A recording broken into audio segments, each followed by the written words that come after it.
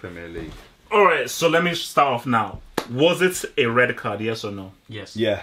Yeah. Yeah. It's No. it's one of them ones where if No. if the No. other team does it to your goalkeeper, you shout red card. But Yeah. if I take my Liverpool glass off, it's a red card.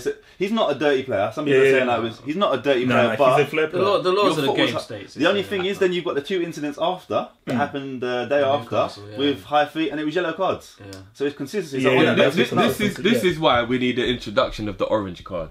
Because I do believe there can be tackles that are between a yellow and a red. There's tackles that are like, that's more than a yellow. A yellow's like, you pulled my shirt, deliberately got in my way. And then there's red like, I tried to kill you. So, There's got to be a middle. I think there should be like, sin bin 10 minutes orange card. Do you know what I mean? Like, I feel like that, obviously that wouldn't really work in all practicality. But I feel like that would just be a perfect, like that wasn't a sending off, but you got to sit down for a bit and think about what you did. Listen, for me, my thing is like, look, and this is like the argument that I make here, because people say like, because some people say he shouldn't have gone for the ball. Nah, football doesn't work like that. So when you're playing in football and you're an attacker, you have to go for the ball. And my thing is that it's called this is called the gamble argument. It's a gamble you make. If Mane gets there a split second earlier, he nips the ball past Edison, open goal, scores, finished. Be a free kick for high foot. Exactly. That's what I was going to say.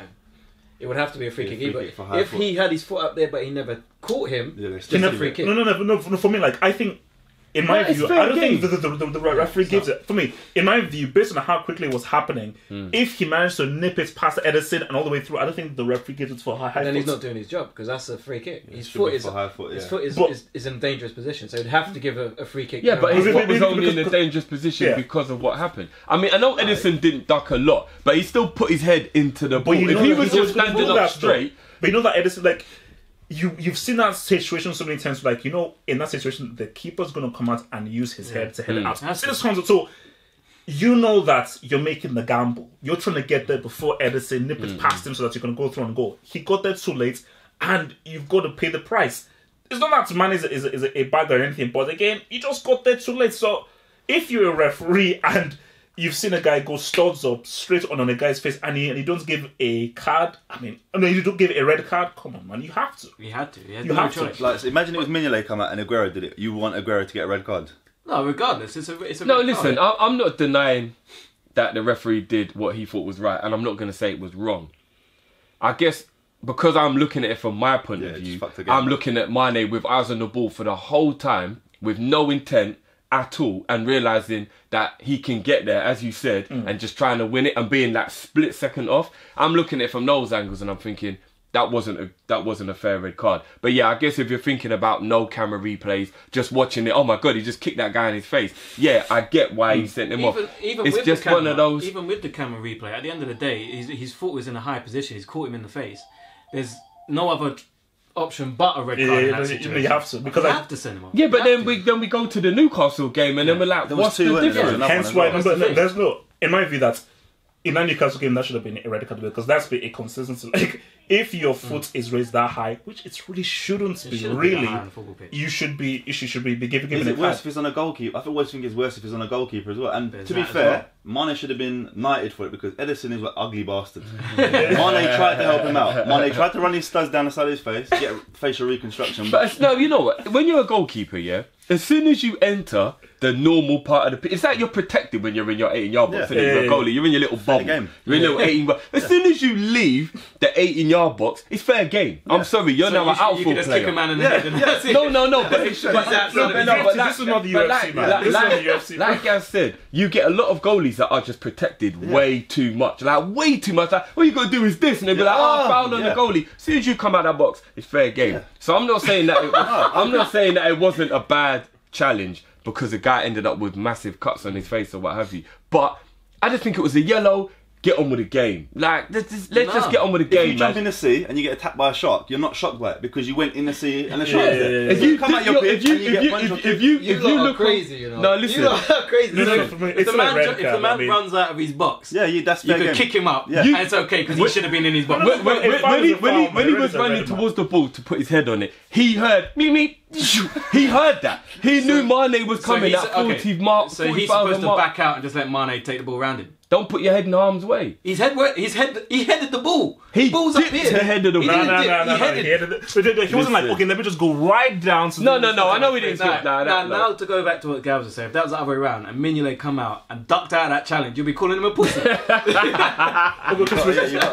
All right, you know what? Let's run through the team. All jokes aside, Yeah. it was a red. All jokes aside, it was a red. But I still feel like it was more of an orange. Obviously, oranges don't exist. I still feel like it was more of an orange. Oranges don't exist. I don't think that would have really. I don't think Man City would have went on a score of 5, but they would have went on and won that game, regardless if he was on the pitch or not. I don't know. Because your defense, regardless of if you had 10, the gaps in the centre of your defence had nothing to do with Mane being then you centre. look at there, Mane was off, so then Mendy got further forward, then it pulled a midfielder over, so it changed the game. No way. I think the Red game Sea, would have ended right? up a draw. Yeah, I Oh, thought no, defense. I mean, if it was 11v11. Yeah. Oh, no, yeah. Not with that because defense. we had chances Liverpool before that as well. we're We going to had score. chances before that. No, basically, like, that's why there are guys. I think the people who are saying that, like, let's say it wasn't a red card, I think they feel aggrieved because we're robbed of what would have been a great game. Yeah. It would have been it was certain to be a great game, and also Mane was playing so well. Yeah, Because Liverpool were actually even playing better than Man City. City just got that one chance where, like, what's it called? And Clavin wanted to be like the mannequin challenge. So that was good, but it's like, Let's not get started. On yeah. So let's just run through the team and just see how your assessment so far. So let's look at the Manchester team. So Man City. Do they? Because again, remember when we said this before, we said I think we all agree that Man City to win the league. Yeah. Do you still see they can still? I still think Man City are there, but now I put Man United slightly above them, just for defensive. 2 every week, man. 1 week is City. But for me, like, you know what? I think City have done what I ever expected them. United have impressed me more. Because Man United weren't at this level last season. I think that's what it is. It's been more of a jump from United than City. But then also United have had one real test. Against Stoke. And they didn't look great. So, Man City, they had a test against Bournemouth. Obviously, Bournemouth haven't won a game all season, but Bournemouth gave them a game. It's still too early for saying it, Whereas Stoke gave United a game and they drew. Why is no one looking at Chelsea though? I seriously think I was just about to say, I think Chelsea are loving this. Everyone's looking at Manchester and everyone's forgetting about them, and they're probably going to be like, okay, let's just sneak up through the back door. My thing with Chelsea is that I'm a huge Morata fan. And look, the guy I think was got 3 goals in like four games. He's crazy. I know he's crazy. Diego Costa is psycho. Like, there are a few screws loose there. But for me, he really fits what Conte was trying to do. Like competitive forward. Yeah, and also basically that whole long striker thing. I think over a whole season, do you think Morata will be as efficient as Diego Costa? Because look, Hazard is still Hazard, but if you take away Costa's goals, his hold-up play and everything like that, do you think Morata will be as... Batshuayi as well. I don't he's think not he's not a bad player, you know? Yeah, but I don't think he could play. He has an option though. He has an option. But I think the key to Chelsea season is Cesc Fabregas. Yes. I mean, he is the key to Chelsea. If he plays and Morata plays, and he can feed any striker. And Morata, if he's fed by Fabregas, he'll be scoring 20 goals, 25 goals a season. Hazard stays fit as well. But then that means that Kante is also the key, because you can't play Fabregas unless Kante is playing. Also, Bakayoko as well, because he's the Matic replacement. Yeah. But Bakayoko won't be able to do it without Kante. How do you fit those 3 in the midfield? That's a problem that they've got. It's a good problem. If they're playing the 3 at the back with the 2 wing backs. 3-4-3. Oh, yeah. No. Fabregas has to play. If you want to beat teams and you want I'll tell you what's good for Chelsea right now, learning how to play without Hazard. That's good for them, because in the past they haven't known what to do without him. I think it's good what's happening, because they're learning and they're realising, you know what? He is a fabulous player, but when he's not here, we can still do this. And I think when he comes back, it's just a bonus now. Do you know what I mean? So I think this is an actual good thing for them, that they've learned how to do this. He comes back in time for us. And you know what? I think too many people, not here because we've had conversations in the past, but too many people sleep on Willian. That boy is special. People sleep on that boy. I've been saying this for the past 2-3 seasons. I'll still say again, he's the most underrated, underappreciated player in the Premier League. I definitely agree. Yeah, every time he does what he does, and he never dips below a certain standard. Nothing complex about it. Even when Chelsea had their shit season, they finished that's 10th. The one. That was the only one who performed every game. Yeah, that was the season. That was the season that I respect him. Like, because again, like all of you players say, oh no, it was the manager. No, William was the guy who he was still playing well when everything was going to crap. Trying. Yeah, but for me, I just think that I still put City and United above Chelsea, because I just think that for me, because City. Remember, it was that game last season. That game at the Etihad when De Bruyne missed that chance. That changed everything. So City were really close. Obviously, they just faltered. But I think that City have now gone up a level. And my key thing is that Gabriel Jesus. In my view, because you said De Bruyne to be player of the season, I'm going to put it right now. Jesus is going to be player of the season. I'm willing to put that bet down right now. Ooh. Yeah, you might get a good price on that, to be fair. Jesus to be player, because for me, I think he's a quality player, but I don't think he'll be player of the season. No, for me, do you know what? Because I think that he is going to be the guy who makes City win the league. De Bruyne will be important. Silva will be important. All those guys will be important. But I think Jesus will be the guy. He's going to get those goals. He's going to get those winners, and he's just going to go on a crazy consistent. I think it could be a combination between the two, because there's not many players I've ever seen in world football that just think as quick as De Bruyne. Yeah. It's almost like he already knows it's going to happen, because he watched Match of the Day and he's come back. Do you know what I mean? Like, I'm not like that ball he played for Aguero against us. Yeah. Nobody had any idea it was going to happen. He did. Even Aguero didn't. Yeah. You know what? Fuck it. Well played. I don't know how that. And you know what? It's actually almost a stroke of genius to play him in the middle. Yeah. Because he can play. But in the middle is his best position. Someone like that, you just put him on the pitch. He can play right back. Do you know how good he's on the wing? Because again, you say his best position is middle. In my view, he is the best crosser of the ball in the world. As far as just accurate crossing, I don't think there's anybody who is more accurate at crossing the wall. So I think if you ask any Tottenham fan, it's Kieran Trippier. He did it for when he was in Germany as well. He was a constant. Like, I'm not gonna lie, De Bruyne, like Modric, Verratti, when you play against them, and I hated the fact we got spanked by. But you know what? You've got to look at De Bruyne and go, you know what? You're a player. Yeah. And that's a sign of a player. If you can see your team get spanked 5-0 and be like, you know what? Well played, mate. Instead of I want to kill him, like you've got to. I don't know. He is like when he did that ball, I'm sitting there. You're fuming, vexed, like levels of vex, especially after dominating for like 20 minutes. But when they're showing the replay, I'm like, fucking hell, what a pass. You know, do you know what I mean? I have to just snap out of it and just appreciate what I love, which is football. You have an argument with your missus. You have a proper fallout with your missus, and she brings food in, and you don't want to take the food. You're like, oh fuck, that's looking nice. All right, thanks. Like you have to take the loss. You have to go. You know what? I'm gonna break the silence. No. She brings it in. You smell it cooking. You're like, I can't even ask her for something. Okay, we've got to make up now, innit? Shit. Is there any left? Is there any left? That's what it's like. Because he devastated us, but you still got to sit there and go, you know what? Yeah, one of the best players in the world. You have to appreciate it, mate. If I was Pep, you know what I'll be saying to Aguero? I'll be in his ear every training session. So you see, this little boy's gonna come on and overshadow you. You know? Yeah. That's why they play hard, man. You're gonna let this Jesus come in and take your place. And that's dangerous. Because they're both those two. If you get them two competing for goals, oh man. You think what Aguero's done by himself the last? They could have another Suarez Sturridge. Like seriously, both getting into 20+ goals. Actually, is anybody, because I think I am. Is anybody surprised by how well Lukaku's already done at United? Yeah, I am. No, not at all. Yes and no, because he always had it in him, but I thought maybe it might take him a bit longer. Yeah, I thought playing for a big team might be a bit too much. That was my thing. He just but like Devo said, their only real challenge. Like Everton isn't United. He wasn't really it was some easy. No, but you know, as in like, let's see when the pressure. You know what you were saying about Champions League? Yeah. Can you rely on him in a quarterfinal or semi-final? I guess that's when we'll only really know. Or maybe Arsenal away, Anfield, Liverpool away, Man City in the derby. Yeah. Those are the games that we still will need to know what Lukaku's about, you know? But I think most of the goals he's scored haven't really been difficult goals. They've been Lukaku goals. Like the header in the Champions League was pretty good. Yeah. But they're putting chances on the plate. I think he missed one against Stoke, which was quite easy chance. And the penalty was terrible he took as well. Yeah. Oh yeah. I think they will behind him. They will get. I mean, Martial's been throwing in some wicked crushes. No. We know Martial. You know he needs to go to court, man. Oh, for what he did to Diouf. No. He still has those ankles. He still got these ankles in his pocket, man. Because that was just horrible. He literally set him down. Yeah, like Diouf was like, you know what? Let me just chill.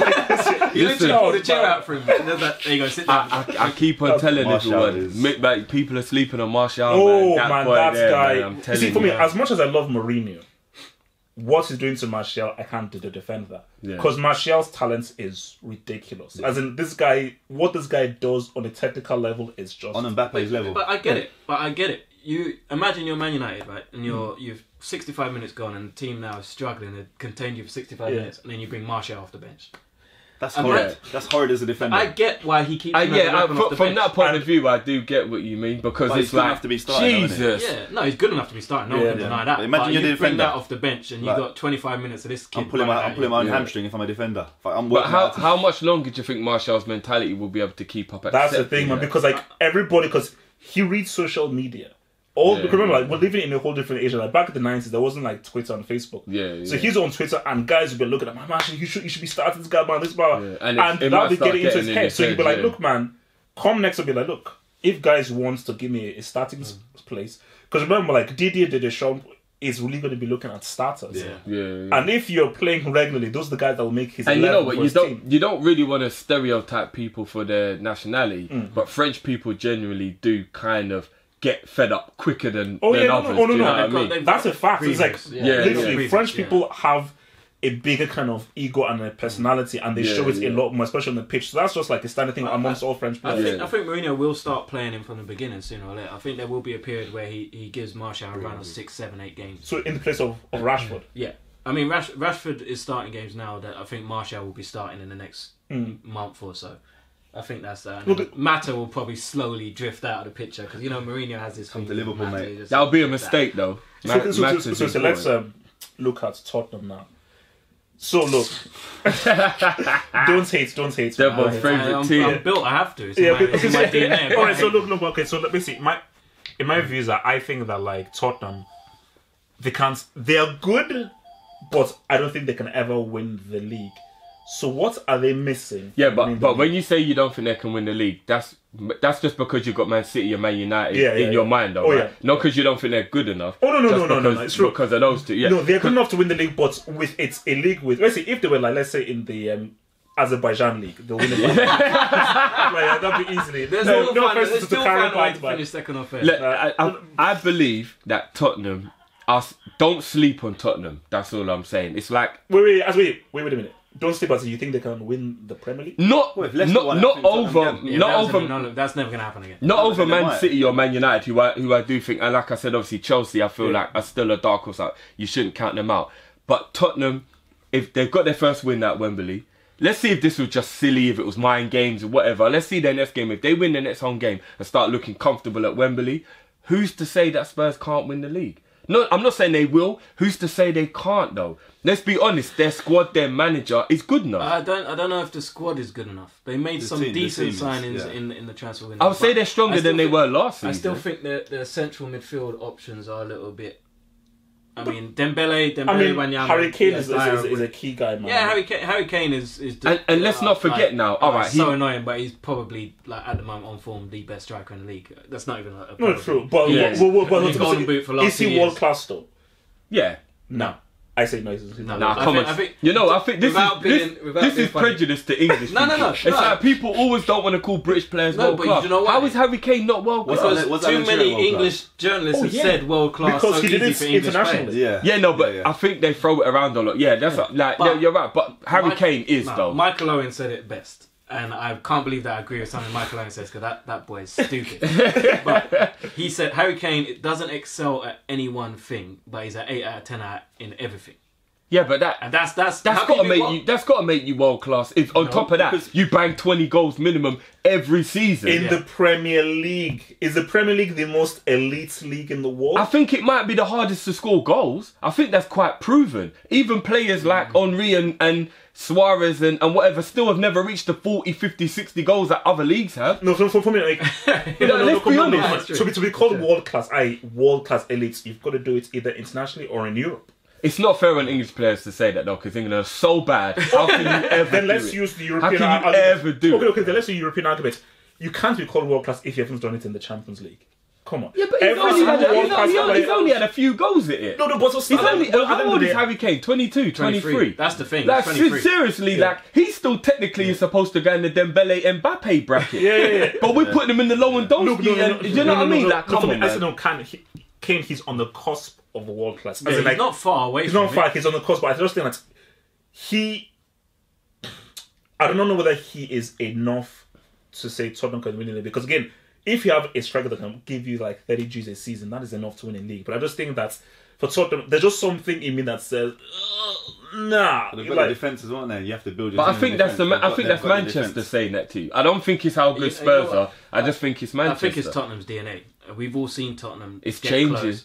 It's changing, man. I'm telling you. They've finished above Arsenal. They've got nothing left to play for now, Okay. Let's look at Liverpool now. Let's not. Let's do it. Yeah, okay, so let's do it. For me, your last game. I said this before, and I'm going to reiterate it again, and I'm going to stick by this. Sadio Mane, my African brother, is the best player in the Premier League. Wow. And I am going to stand by that argument. Wow. And again, I've seen him too consistently do things where, I'm sorry, I do not think there is no argument to say that he isn't.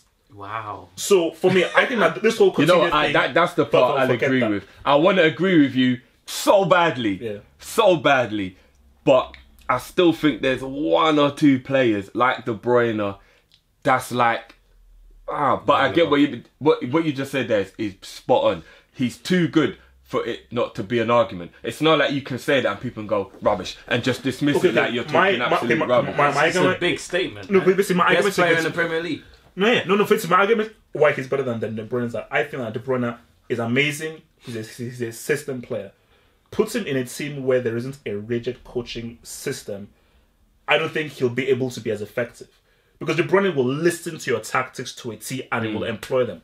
Mane can listen to your tactics. If there are no tactics, he can just pull something out of nothing.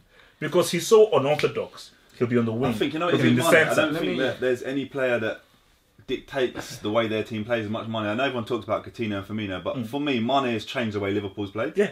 His speed on the wing is different to anything else we've ever had. And when he's not in the team, you see, well, hopefully we don't see the difference, but you see the difference when Mane's not in the team. I think, going back to what you're saying about De Bruyne, he'll take up tactics, whatever. If you put Mane in a defensive-minded team, will he be the same player? Well, Southampton were quite defensive. You weren't pulling up trees like that. No, remember when Liverpool Liverpool signed him, everyone was like, what are you doing? I wasn't. I wasn't. But if he was pulling up trees like that at Southampton, I know Liverpool have this thing with Southampton. Liverpool B. You have to sign Liverpool B. But surely he would have went to like... No, but again, don't get me wrong. I hear what you're saying, but again, he's only 24. We've had him for 2 years. So he was only, 21 when he was doing all of that. That's really young. So I feel like he's just like starting to get in the river. And he got double figures for Southampton. That's an achievement. So I need to ask this question, especially since you two guys are here.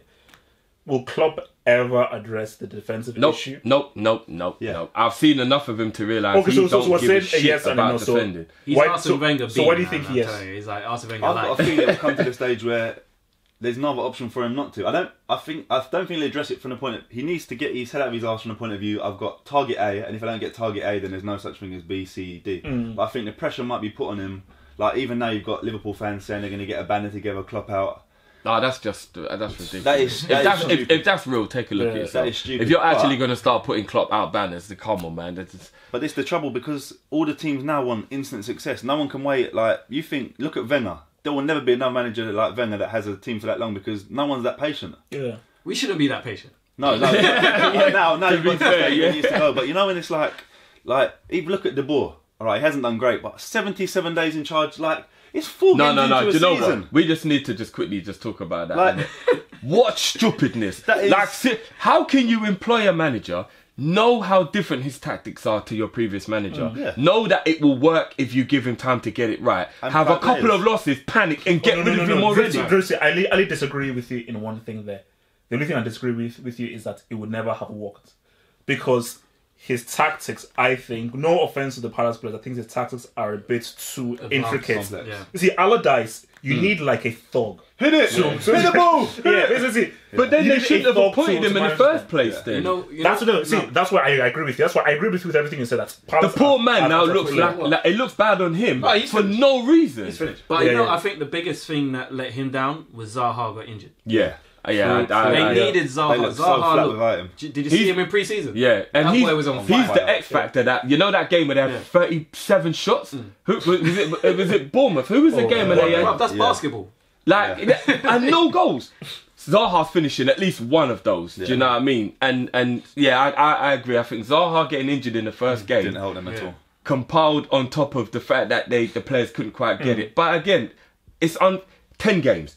Let's be 10 games. There should even be a rule that managers can't be sacked until January. 8 points behind. No, you want to do it early. I think that they knew this is way too early. No. They knew they messed up. Like, I think they knew they messed up like about even 2 weeks ago. Yeah. They knew they messed up. So they was like, look, we messed up, but let's just try. And I think they already had Hodgson in mind a week ago to say, look, the earlier we do this, the better. But it makes Palace look really stupid. They went for the Hollywood signing, like, let's get De Boer in, blah, blah, blah. It was stupid, man. But the thing that confused me was De Boer in Holland had all of his success with a flat back 4, 3 midfield, 3 up front. So Palace, he played a flat back 3, 2 wing backs. You haven't got the personnel to play it. But when you look at Palace's team, he wasn't able to get any attacking transfers through the door. The only players he signed were defensive. Yeah, so you're probably thinking, all right, well, let me go with that then. I just don't get. It's like, if you're a manager and you know a formation, it's very well putting that on a new team that's got to learn it. But that's new to you as well. Yeah. So why would you shoot like he shot both feet at the same time? He's like, I'm going to go with players I don't really like, and I'm going to go with a formation I don't know nothing about. No. Look, I think once he got hired, and even when I saw the first guy, I was like, look, this was never going to work. And it's like, everybody knew it because you're like, no, it's the wrong fit. Yeah. It was the complete wrong fit. They need a passionate English, like, Palace are very much like they're an English club. They need like a Hodgson, a Pardew. Hodgson isn't a good idea. No, he's not passionate, but he's... Oh my God, this is enough to wake him up every day. You know what I mean? This is going to end in tears. I don't get how getting rid of De Boer and bringing in Hodgson, it's still going to end in tears. He's going to bring Danny Murphy in. Danny Murphy and Paul Konchesky are coming to Palace, I'm telling you. Yeah, he's going to come from punditry to keep ballers. I bet he's going to get everyone's name wrong. Yeah. I'll tell you, that Townsend, that's going to be interesting. After he called Townsend, what did he say, a monkey or something? Whoa! Did he? Remember that England, that's where he got in trouble. He said something about Townsend run up and down like a monkey or something. Wow, I didn't even know that. Bro, that training session's going to be hard. Townsend's going to be like... How was that? Why should I run up and down like what? Also, we're not speaking on, you know, like, you know the amount of people that I think there's a guy in my comments that keeps thinking that you're Townsend. That either you're Townsend or you're Rachel to Townsend. What? Is that why you like Townsend so much? That's just racial profiling. I'm being like, I'm even like reply that. I'm not actually gonna reply to this guy because are you being like rude? Or like, is that why you rate him so hard? Listen, I don't rate Townsend a lot. I just think he's a better player than people give him credit for. That's all I'll say. So just around also. Who would you say again? Your team for the Premier League to win the title? For me, I'm still going to stick with Man City, although I think United are going to run them close. As for Tottenham, I think they'll do well, but I just don't think they'll be able to do it. Liverpool defense is going to hold them back. Yeah. Arsenal. Wow, we even got mentioned. I didn't think we was going to get mentioned. No, literally, that's it. Arsenal full stop. That's it. There's nothing more. You know, I still think it's wrong to sleep on Arsenal. Whoa, Drifty. No, not for the title. But you just not sleeping today, man. No, Drifty, we're not talking about not for the title. Sleep on this one. Red Bull. Yeah, for the top 4, don't sleep on them. For the title, no way. Don't sleep on them for top 4. How can we even Let's talk about the title. I think the top 4 will be Tottenham, Chelsea, and Manchester. But I still see enough in Arsenal, and Arsene Wenger's too long in the tooth for it to just be like, of course Arsenal won't get in there. And your not as important. And now they have a finisher. Don't forget, they have a finisher now. They have Lacazette now. If we could just get the ball to him. So even though they've got a lot of problems, even though it's all shouting, no way, and even though I think, at the end of it probably will be Arsenal and Liverpool that will miss out. I'm just saying, don't just go, Arsenal, all you need to do is motivate Sanchez, and all of a sudden you've got, you know what I mean? Like, I just think it's too easy to write Arsenal. This next game it'll be massive on our season. If we come out against Chelsea and we might not even have to win the game, but if we put a good account of ourselves and give a good performance, and start looking, that will show us really what we can expect for the rest of the season. If we go out and we give the same kind of performance we gave against Liverpool, it's going to be a long season.